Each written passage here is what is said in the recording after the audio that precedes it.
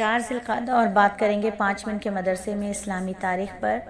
और फिर से याद दिला दूँ, बहुत सारी बेटियां जो हैं वो अक्सर मैसेजेस करती हैं कि बाजी जान 5 मिनट का मदरसा हम अपने बेटे को सुना दें, बाजी जान हम अपने भाई को सुना दें, छोटा है 12 साल का है 10 साल का है। तो मेरा बेटा, मैंने आपको पहले भी बताया, मैं आवाज़ का पर्दा नहीं करती, आप तमाम बच्चियों को इजाज़त है। और मैं तो एक बात कहती हूँ कि देखिए, मजलिस आराई बहुत ज़रूरी है, रोज़ाना की कारगुजारी बहुत ज़रूरी है। अपने बच्चों से थोड़ी सी मीटिंग किया करें, रात के खाने के बाद अपने बच्चों के साथ बैठा करें, मीटिंग किया करें। तो रात का खाना जब लगे तो सब बहनें जो हैं वो अपने दस्तरखान पर बाजीजान का 5 मिनट का मदरसा लगा दें। अल्लाह ताला कबूल फरमाए। सिर्फ 5 मिनट का मदरसा, ठीक है। तो 5 मिनट का मदरसा अगर आपको नफ़ा देता है तो वॉइस आगे भेजने की बिल्कुल इजाज़त है, सुनवा दीजिए जिसको भी सुनवाना है। मैं नानी दादी की पोस्ट पर अल्लाह मुझे ले आए हैं, पूरा सर सफ़ेद हो चुका है, कब इस दुनिया से चली जाऊं, तो ये आवाज़ अगर सदका जारिया बन जाए तो मेरे लिए बेहतरीन है। अल्लाह ताला इस आवाज़ के ज़रिए खूब दीन फैलाने का काम इस आजिज़ा से ले लें। और अगर ये आवाज़ और ये हल्का 5 मिनट का मदरसा आपको नफ़ा देता है और आप चाहती हैं कि कोई और बहन भी इससे मुस्तफ़ीद हो, तो फिर फ़ौरन उनको कह दें कि नंबर डायल कर लें 03331308 तो 5 मिनट के मदरसे में आज 4 ज़िलक़ादा में हम बात करेंगे इस्लामी तारीख़ पर, कुरान और हदीस की रोशनी से मिना पर। मिना क्या है? मिना बैतुल्लाह के मशरिक़ में 3 मील के फासले पर वादी खुसर से जुमरा उक़बा तक एक वसी मैदान है। यहीं पर जब शैतान ने 3 मरतबा हज़रत इब्राहीम और इस्माइल अलैहिस्सलाम को बहकाने की कोशिश की थी, तो हज़रत इब्राहीम ने बिस्मिल्लाह पढ़कर उसको कंकरी मारी थी, तो वो रास्ते से हट गया था।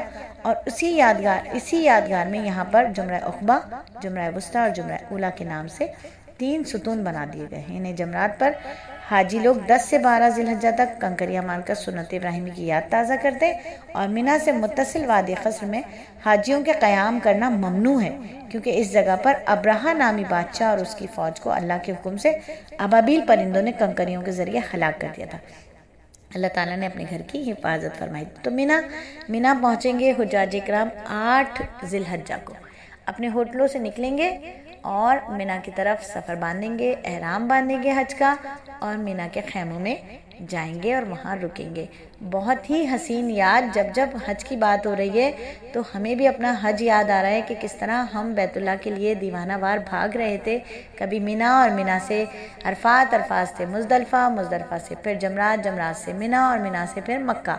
तो ये इश्क का एक तरीक़ा है। आशिक जो है वो माशूक जो है वो आशिक की बात को, अपने महबूब की बात को दरगुजर नहीं करता, बल्कि क्या करता है, नज़रअंदाज नहीं करता, बल्कि क्या करता है, सरे तस्लीम खम करता है।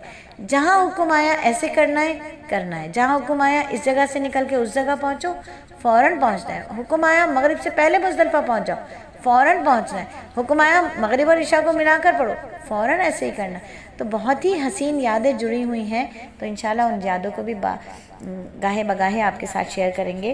कौन से हल्के में? जिसका नाम है अल्लाह के मेहमान।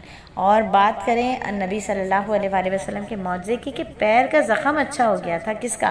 काब बिन अशरफ यहूदी के कत्ल के मौके पर ज़ैद बिन मास के पैर में तलवार का ज़ख़म आ गया। आप सल्लल्लाहु अलैहि वसल्लम ने उनके ज़ख़म पर अपना लुआब मुबारक डाल दिया, वो उसी वक्त ठीक हो गया। ये है मेरे नबी के लुआब की बरकत। और एक फ़र्ज़ के बारे में बात करेंगे। जी जनाब, बीवी के साथ अच्छा सलूक करना चाहिए। अल्लाह ताला ने कुरान में फरमाया है कि औरतों के साथ हुस्न सलूक से ज़िंदगी बसर करो, यानी अपनी बीवियों के साथ अच्छाई का मामला करना और अच्छे सलूक से ज़िंदगी गुजारना बहुत ज़रूरी है। चलिए, और एक सुन्नत के बारे में बात करें कि एहराम बांधे तो तलबिया कहना है।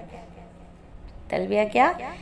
अब्दुल्ला बिन उमर रज़ियल्लाहु ताला अन्हु से मरवी, रसूल अल्लाह का तलबिया इस तरह का था, लब्बैक अल्लाहुम्मा लब्बैक, लब्बैक ला शरीक लक लब्बैक, इन्नल हम्दा व नेमता लक वल मुल्क ला शरीक लक।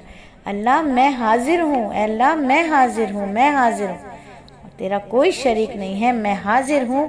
हर किस्म की तारीफ़, नेमतें, मुल्क हुकूमत का मालिक तू ही है, तेरा कोई शरीक नहीं है।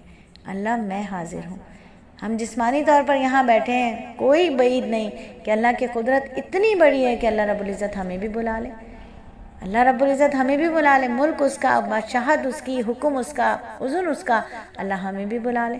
लेकिन रूहानी तौर पर हर मुसलमान हज के दिनों में बैतुल्ला के पास ही होता है। रूहें बेचैन होकर वहीं जा रही होती हैं। एक बहुत ही अहम अमल की फजीलत की बात करें कि उम्रे करने की बड़ी फजीलत है, तो उम्रे की तैयारी कीजिए। इंशाअल्लाह मुहर्रम में उम्रे पर जाना है इंशाअल्लाह। अल्लाह के नबी ने फरमाया, हज उम्रा करने वाले लोग अल्लाह की जमात हैं। जब वो लोग दुआ करते हैं तो अल्लाह ताला उनकी दुआ कबूल फरमाते हैं, और जब मग़फ़िरत तलब करते हैं तो अल्लाह ताला उनकी मग़फ़िरत फरमा देते हैं। और एक गुनाह के बारे में बात करें कि कुरान में अल्लाह फरमाता है कि जो लोग अल्लाह के हुक्म के खिलाफ वर्जी करते हैं उनको उससे डरना चाहिए कि कोई आफत उनको आ पड़े और दर्दनाक अज़ाब उन पर आ जाए। याद रखिए, दुनिया का सामान तो चंद रोज़ा है। अल्लाह ताला फरमाते हैं कि दुनिया का सामान कुछ ही दिन रहने वाला है। इस शख्स के लिए आखिरत हर तरह से बेहतर है जो अल्लाह से डरता है। क़यामत में तुम पर ज़रा बराबर भी जुल्म नहीं किया जाएगा। और हम तो बस एक ही दुआ करते हैं, अल्लाहुम्मा हासिबनी हिसाबन यसीरा रब्बि रहमुमा कमा रब्बयानी सगीरा। अल्लाह हमारा हिसाब आसान लीजिएगा। और आसान हिसाब क्या है कि अमाल नामा ही ना खोलिएगा। अल्लाह हमारा अमाल नामा देखने के काबिल नहीं है, अल्लाह उसका पर्दा रख लीजिएगा। हमारा अमाल नामा ना खोलिएगा और अपनी रहमत के साथ हमें जन्नत के दरवाजे से अंदर दाखिल कर दीजिएगा। और आखिरत के बारे में मेरे नबी ने फरमाया, जन्नत में एक दरख्त है जिसकी जड़ें सोने की और इसकी शाखें हीरे जवाहरात की हैं। हर इस दरख्त से एक हवा चलती है तो ऐसी सुरीली आवाज़ निकलती है जिससे अच्छी आवाज़ सुनने वालों ने आज तक नहीं सुनी। और तिब्बे नबवी से इलाज क्या, आयशा रज़ियल्लाहु ताला अन्हा फरमाते हैं, जब रसूलुल्लाह बीमार हुए तो जिब्राइल अलैहिस्सलाम ने उनको दुआ पढ़कर दम किया। तो आप भी दुआ पढ़कर अपने बच्चों को सब पर दम करें इंशाअल्लाह ताला। गायबाना तौर पर मुझ पर भी नज़र बन करके, आंखें बन करके दम कर दिया करें। अल्लाह रब्बुल इज़्ज़त मुझे भी हर तरह की रूहानी जिस्मानी बीमारियों से बचाए, आमीन सुम्मा आमीन, व खात्मा बिल खैर फरमाए।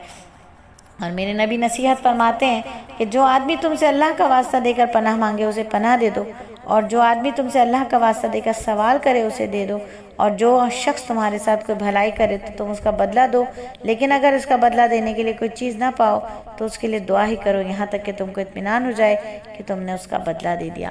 तो अच्छी तरह दुआएं दिया करें, दुआ दिया करें। किसी ने अगर आपको खाना खिलाया उसको खाने की बरकतों की दुआ करें। किसी ने आपको पानी पिलाया उसको जन्नत के पानी पिलाने की दुआ दें। किसी ने आपका इकराम किया उसे अल्लाह से उसका इकराम मांगे। अल्लाह रब्बुल इज़्ज़त हमारी दुआओं को कबूल फरमाए। आजकल दुआएं देने का रिवाज नहीं है। मैं बताऊं, एक हमारी एक जानने वाली हैं, तो वो कहने लगी, ये क्या फ़कीरों की तरह दुआएं देते हो? अगर कोई आपके साथ अच्छा अमल करते तो आप फ़कीरनियों की तरह दुआएं क्यों देती हो? मैंने कहा हैरत हो गई भाई, फ़कीरनियों की तरह की क्या बात है? हम तो अल्लाह के दर के भिखारी हैं, फ़कीर ही तो हैं हम तो अल्लाह से मांगते हैं हर वक्त। तो आपको भी अल्लाह की रज़ा के साथ आपको भी मांग मांग कर अल्लाह की दुआएं दे रहे हैं, अल्लाह के लिए दुआएं दे रहे हैं। तो कुछ लोगों का ऐसा भी कॉन्सेप्ट है। और दुआएं ली जाएं, ऐसे काम किए जाएं कि खुद ब खुद दिल से दुआएं निकलें। जैसे इस वक्त मेरी बच्ची एक मेरे पीछे खड़ी हुई बहुत मज़ेदार तरीके से मेरा सर दबा रही है, तो मेरे दिल से दुआएं नहीं कर रही हूँ उसकी खुशियों की, उसकी हिदायत की। तो अल्लाह रब्बुल इज़्ज़त हम सबको हिदायत अता फरमाए, हिदायत पर इस्तकामत अता फरमाए। और जिसे अल्लाह हिदायत देना चाहते हैं अल्लाह उसके लिए हमें चुन ले। अल्लाह देर दूर के लिए सर इसको कबूल व मकबूल फरमाए।